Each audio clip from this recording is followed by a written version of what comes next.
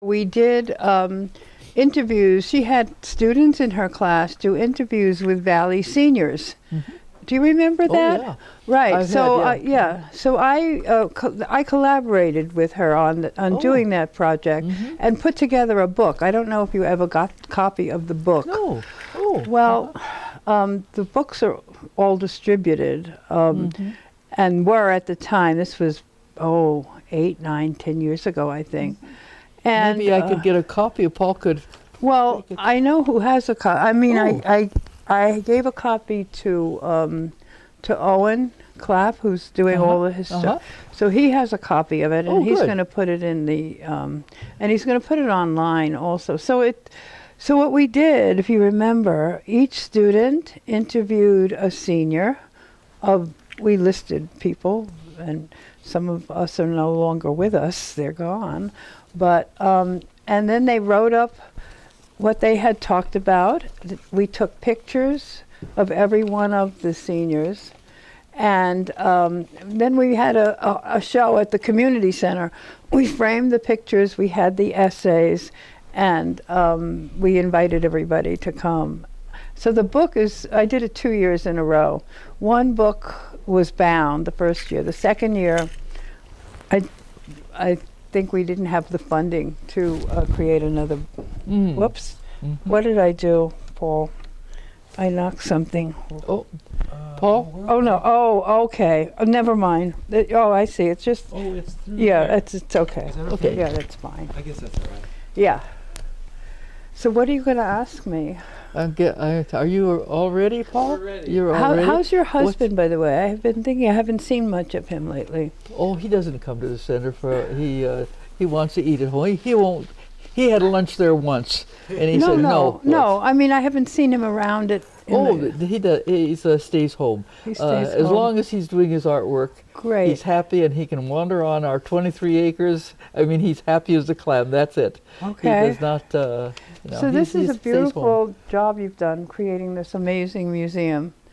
And I really want to thank you for doing this. I hope you have lots of visitors here to see what you put together. And also, I was admiring the field of California poppies right out the window. Yeah. Unbelievable. Yeah. Really. We were talking about it, and when they go to seed, we'll go over there.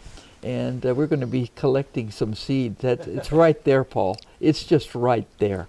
And it's a garden of seed. And we collect it, and we have some ideas about our collection of poppy seeds. And we'll do that project with kids. It'll be wonderful. Just wonderful. Anyway, this project here, Paul and I talked about interviewing people. And are you ready to... The first thing, thank you for coming, Suzanne. Thank you for inviting me. Paul and I, when we talked about this project, it developed into what it is, and that is asking people how they came to the valley. How did they discover the valley? All the stories that lead up to that, your time of coming here. And first of all, I'd like your name and where you live right now. Okay.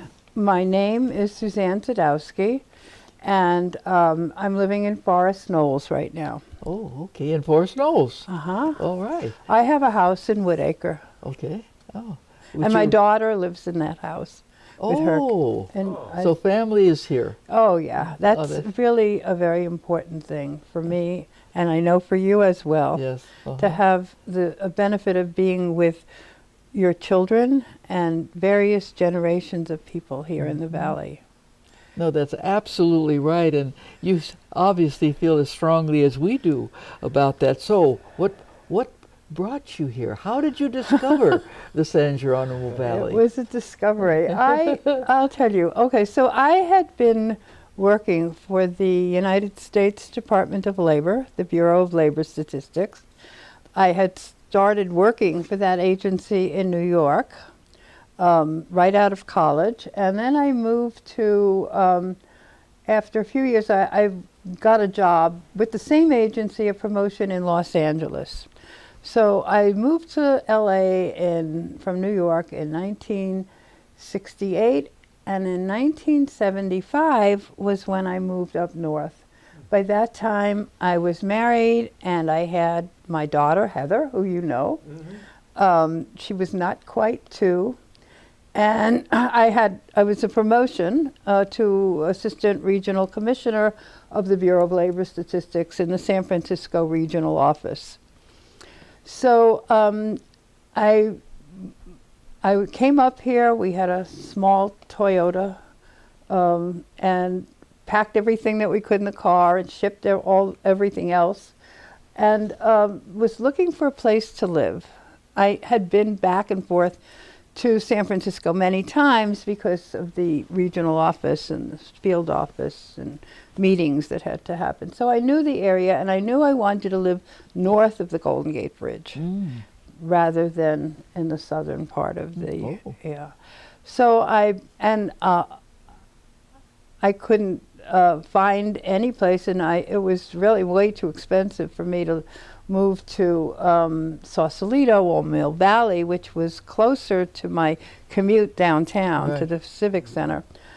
So I kept moving forward, and I didn't like Larkspur. I started moving out west when I got to, up here that far. My husband at the time was an equestrian. He still is, but at that time, so we were looking for a place where he could teach riding and train horses, and also where I would be able to commute into the city. And so I started looking at Fairfax, couldn't see anything there that was, and so I got on to Francis Drake and drove out to west, to Point Reyes, and talked to a realtor there. I didn't even know that Woodacre or the Valley existed. You don't know much about it when you drive on the highway. And she said, well, we don't really have anything that would be right for you right now, but why don't you try going to Woodacre? There's a realtor there who might find something for you. He's from New York, so I guess she understood that I was from New York.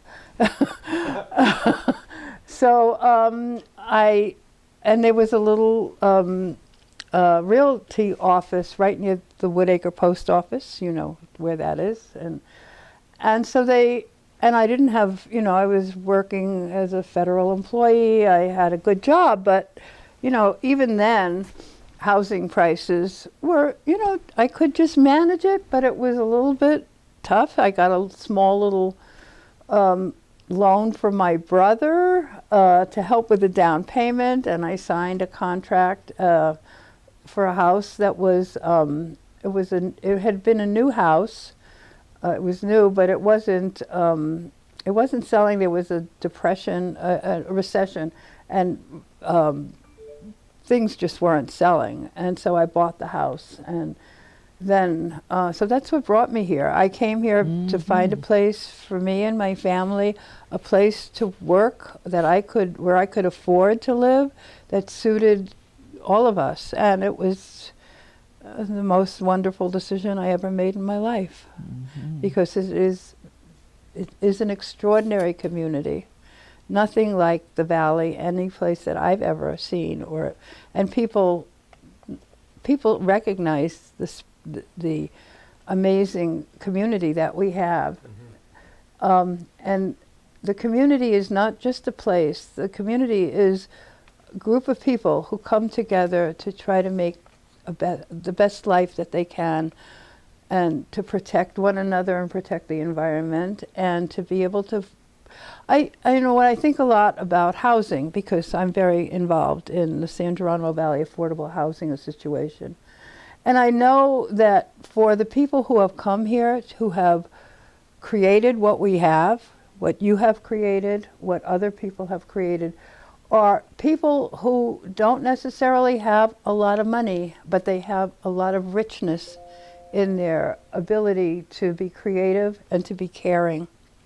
And my interest is being able to preserve that kind of community so that housing is affordable for people of all backgrounds, diverse people who are at various income levels, And unless we're able to sustain that and provide housing for our children and our children's children in moderate ways, we're not going to be able to, I think, do the things that we've been able to do over the past 40 or 50 years and keep them precious.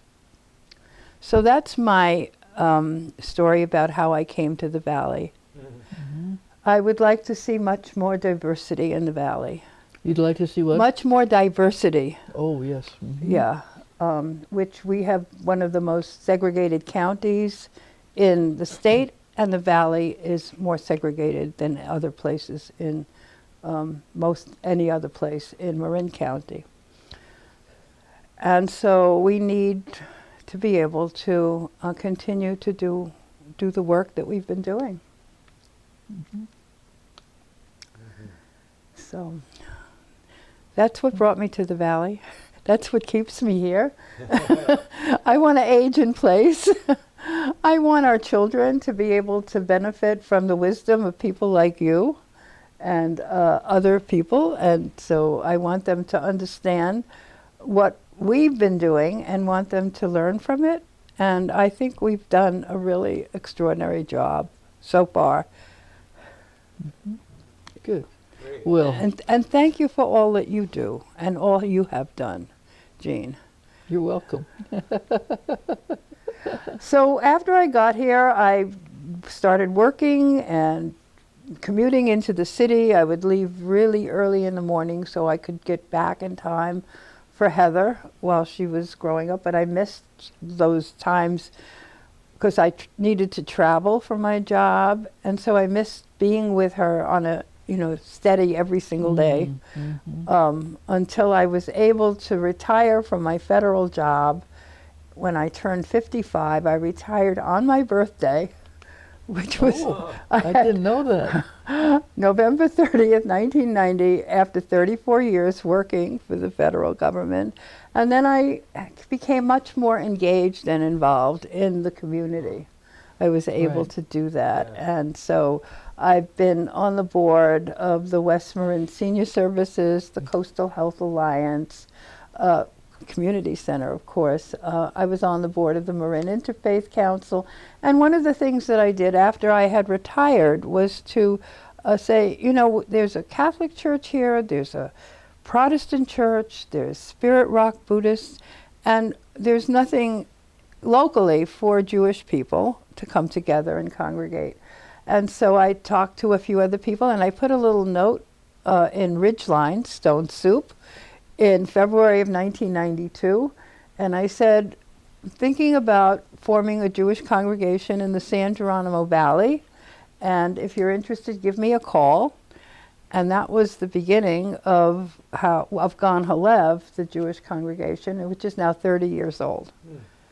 Mm-hmm. So, and we do, and have met at the community center. It's been a very welcoming environment for us to come and have services, because we don't have a Jewish temple, we don't have a synagogue, and so we have rented space over the years at the community center until COVID came, and then we met outside for some of our major holidays. Mm-hmm. Mm-hmm. So now, and then I worked for the community center with Dave. We began the senior lunch program there, and various offshoots of that since then. The senior lunch program has been amazing. Well, you came to the tea a few weeks ago, which was lovely. People really need community and come together. Yeah. So after 2 years of isolation, we're now being able to see one another and hear one another and feel the kind of energy that sustains us. Mm-hmm. And so that's what I'm part of a memoir writing group with a few other local people that we meet every couple of weeks, which has been a very enriching experience for us. And many of those people were people who would come to the senior lunch. And, life is good. As we get old, we also think about the end of life, and that is coming up for many of us as people leave us. And while I've been connected with Jewish community, I think of myself nowadays really in a state of wonder about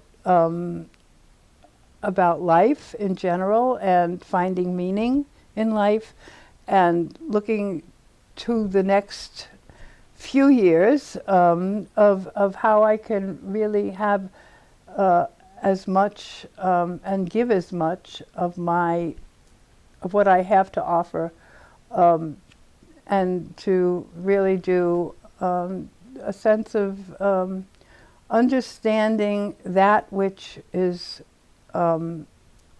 beyond understanding, the ineffable.